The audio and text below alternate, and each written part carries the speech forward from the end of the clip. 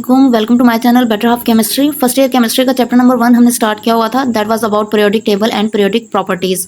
तो आज जो हम पीरियोडिक प्रॉपर्टी डिस्कस करने जा रहे हैं वो है आयनाइजेशन एनर्जी। उससे पहले अगर हम देखें तो हम एटॉमिक रेडियस जो प्रॉपर्टी है उसको डिस्कस कर चुके हैं, आयनिक रेडियस जो प्रॉपर्टी है उसको डिस्कस कर चुके हैं। आज जो हम नई प्रॉपर्टी डिस्कस कर रहे हैं वो है आयनाइजेशन एनर्जी।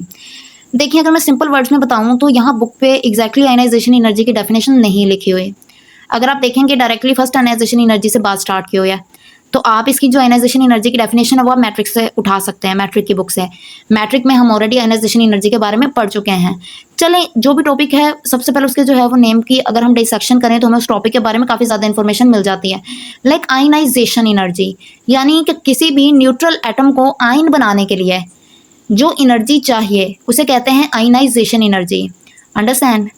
अगर हमें उसको केटाइन बनाना है तो हमें जो एनर्जी चाहिए वो है आयनाइजेशन एनर्जी, या अगर हमें उसको एनाइन बनाना है तो एनाइन बनाने के दौरान एक एनर्जी रिलीज होती है, उसे बोलते हैं हम electron affinity. Understand this thing. Ionization energy क्या है? एक न्यूट्रल एटम को आयन बनाने के लिए, स्पेशली केटाइन बनाने के लिए जो एनर्जी चाहिए वो है आयनाइजेशन एनर्जी। ठीक है, तो स्पेशली आयनाइजेशन एनर्जीज में हमारे पास केटाइंस बनते हैं। नीचे भी आप जितने भी एग्जांपल्स देखोगे हमने केटाइंस बनाए, एनाइंस नहीं बनाए।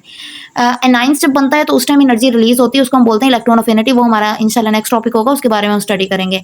तो आयनाइजेशन एनर्जी अगर हम देखें तो this is the amount of energy that is required to remove an electron from the valence shell of an isolated gaseous atom.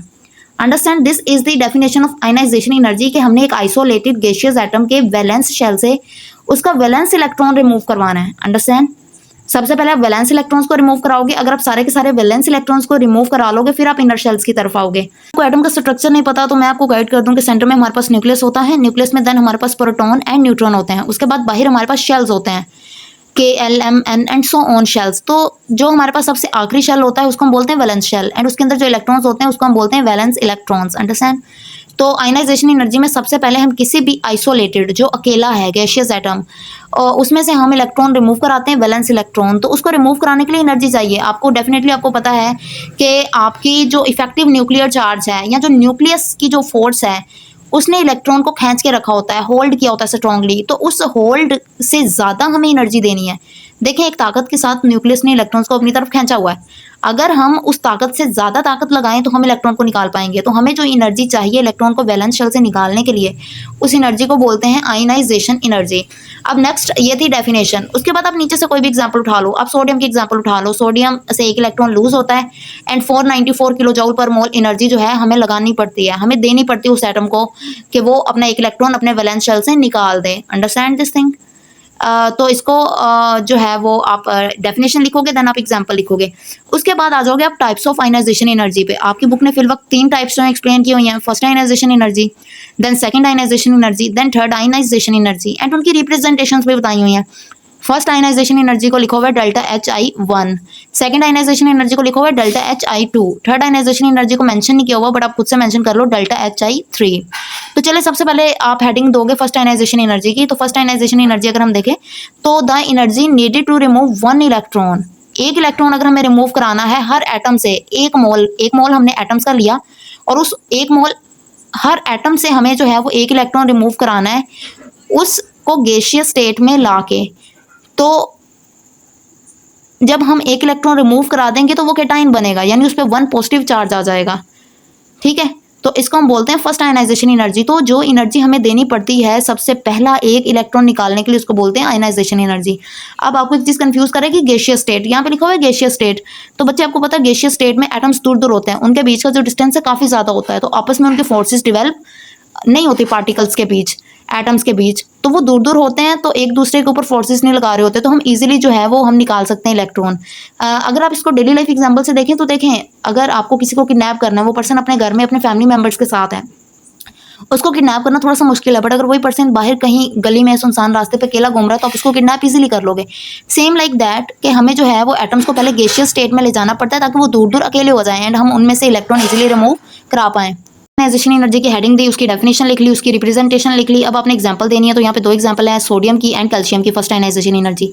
आपको पता है सोडियम में 11 इलेक्ट्रॉन होते हैं तो उसके आखिरी वैलेंस शेल में जस्ट 1 इलेक्ट्रॉन होता है, तो उसको निकालने के लिए हमें 494 किलो जूल पर मोल की एनर्जी देनी पड़ेगी।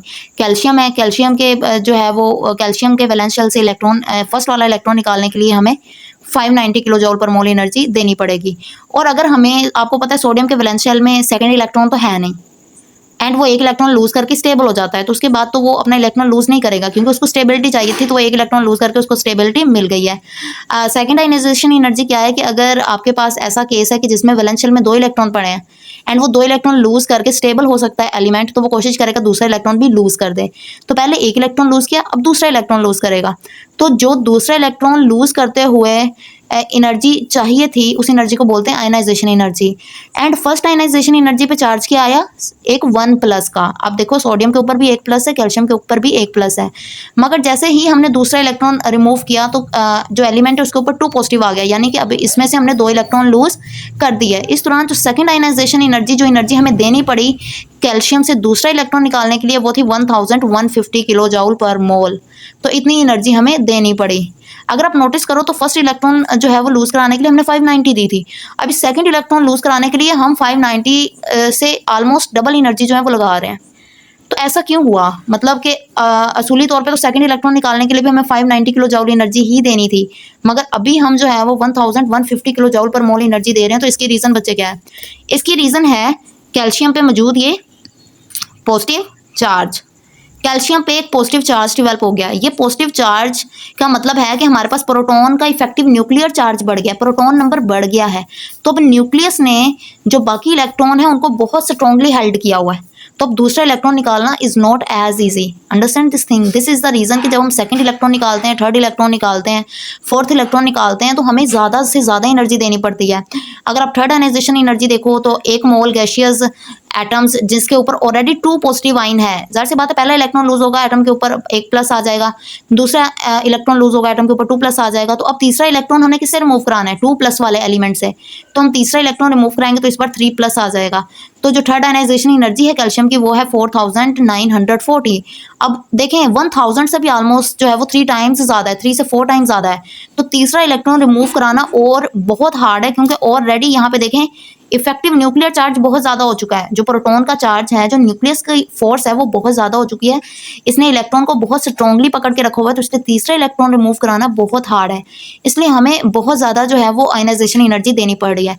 तो फर्स्टली आप आयनाइजेशन एनर्जी की डेफिनेशन लिखोगे, देन एग्जाम्पल लिखोगे, उसके बाद आप टाइप्स लिखोगे। टाइप्स में फर्स्टली आप फर्स्ट आयनाइजेशन एनर्जी लिखोगे, उसकी एग्जाम्पल्स एंड डेफिनेशन लिखोगे, then second ionization energy definition example उसकी लिखोगे, देन थर्ड आयनाइजेशन एनर्जी उसकी डेफिनेशन एंड एग्जाम्पल लिखोगे। उसके बाद देखें an element can have several ionization energies, the exact number correspondence to its atomic number. कह रहे हैं कि एक एलिमेंट कई सारी आयनाइजेशन एनर्जीज रख सकता है, एंड एक एलिमेंट की आयनाइजेशन एनर्जी उसके एटॉमिक नंबर के बराबर भी हो सकती है। जाहिर सी बात, आपको पता है atomic number is number of protons, तो जितने प्रोटॉन्स होते हैं उतने ही इलेक्ट्रॉन्स भी होते हैं। तो एक एटम के पास एबिलिटी है कि वो सारे के सारे अपने इलेक्ट्रॉन्स लूज कर दे, ठीक है। जैसे जैसे आप उसको आयनाइजेशन एनर्जीज प्रोवाइड करते जाओगे वो अपने इलेक्ट्रॉन लूज करता जाएगा। बट प्रॉब्लम क्या है कि कोई एटम या एलिमेंट बेवकूफ़ थोड़ी है जो अपने इलेक्ट्रॉन लूज करता जाए।